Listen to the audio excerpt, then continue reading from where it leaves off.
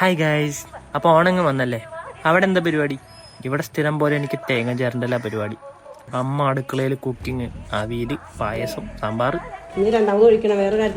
അതിനിടയിൽ മെയിൻ കാര്യം മറന്നു, ഓണം കൊള്ളണം. നമ്മുടെ ഇവിടെ ഓണം കൊള്ളാന്നാണ് പറയുന്നത്. അപ്പൊ അതിന് നമുക്ക് അരി, തേങ്ങ, പിന്നെ കത്തിക്കാനുള്ള പന്തം, വകത്തി, അത് തുമ്പയുടെ കടവട്ടാനാണ് കേട്ടോ. പിന്നെ അത് കഴിവെടുത്ത് സെറ്റ് ചെയ്ത് നേരെ നമ്മുടെ തൃക്കാക്കാരപ്പൻ്റെ മുകളിൽ കൂടെ അരിമാവ് കുഴിച്ച് സെറ്റ് ചെയ്ത് അങ്ങ് കൊണ്ടുവരണം.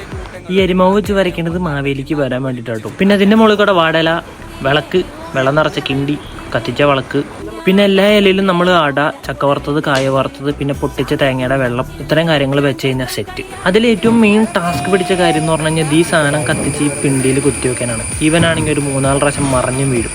അപ്പം ഇങ്ങനെയാണ് ഞങ്ങളുടെ ഇവിടെയൊക്കെ ഓണം കൊള്ളുന്നത്. അത് കഴിഞ്ഞാൽ നമുക്ക് നേരെ അടുക്കളയിലേക്ക് പോകണം. കുറേ പണിയുണ്ട്.